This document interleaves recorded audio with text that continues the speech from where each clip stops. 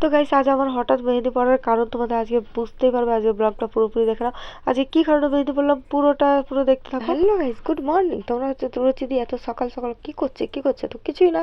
বোনের জন্য যে জন্মদিনের ড্রেসটা কিনেছি, তো সেই ড্রেসটাকে আমি এখন সাইজ তো করবো। তো সেই কারণে আমি মেশিন নিয়ে আজকে সকাল সকাল পড়ে গেছিলাম। তো তার আগে আমি গা ঘষার জালি নিয়ে বসে পড়েছি, কারণ যা জালি মা কিনেছে প্রচুর নরম, গা ঘষা যায় না। তো সেই কারণে জালিটা নিয়েও পড়ে গেছিলাম।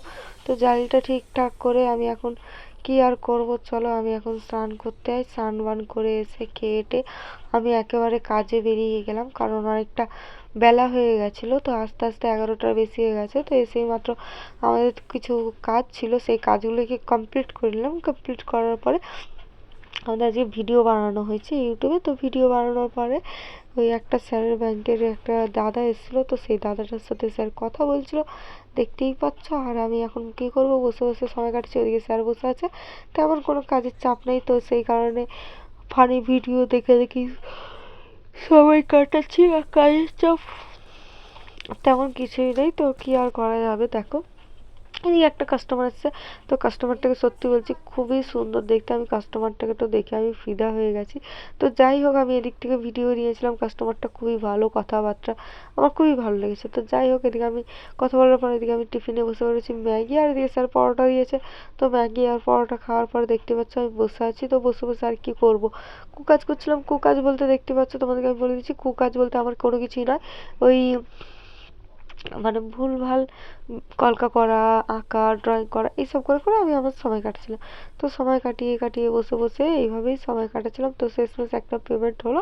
তো সেই পেমেন্টটাকে আমি এখন পার্সেল করছিলাম। পার্সেল করে এখন একটু চা বিস্কুট খেয়ে নিচ্ছি। চা নয়, কফি ছিল। তো কফি খাওয়ার পরে দেখতে পাচ্ছ বসে আছি। তো চলো এবার আমরা এখন বেরিয়ে পড়বো। এদিকে স্যার ব্যাগ চাবি সব নিয়ে নিয়েছে। 8টা বাজে। তো আজকে আমি ভাবলাম একটু গিফট কিনতে হবে। তো আমার বন্ধুর বিয়ে, তো সেই কারণে সবাই মিলে গিফট কিনবো ভাবলাম। কিন্তু যাই হোক, গিফট কেনা হলো না। তো স্যার দোকান বন্ধ করে দিয়েছে। আমি এখন সোজা বাড়ি যাবো। তো চলো যাওয়া যাক বাড়ি। বাড়ি গিয়ে তোমাদের সাথে কথা বলছি, কিন্তু কি আর করা যাবে। তো বাড়ি চলে এসেছি আমি। তো যন্ত্রণাটা আজকেও দেখো অনেকটা সেরে এসেছে। তো 3 বোনে এখন মা আমরা বসে বসে সময় কাটছিলাম। তো মা এদিকে ভাত বেড়েছে। তো চলো মা কি রান্না করেছে তোমাদের দেখিয়ে দিই। তো আজকে মা খালি একটাই তরকারি করেছে, রুই মাছের ঝোল আর ভাত। তো চলো এটা দিয়ে আমি এখন খেয়ে নিই। খেয়ে নিয়ে উঠে মেহেদি পড়বো। তো চলো মেহেদি কেমন পড়ছি না পড়ছি তোমাদের দেখিয়ে দিচ্ছি। তো সবে শুরু করেছিলাম, তো দেখতেই পাচ্ছ, পুরোটা দেখতেও পাচ্ছ, এক্ষুনি হয়ে যাবে।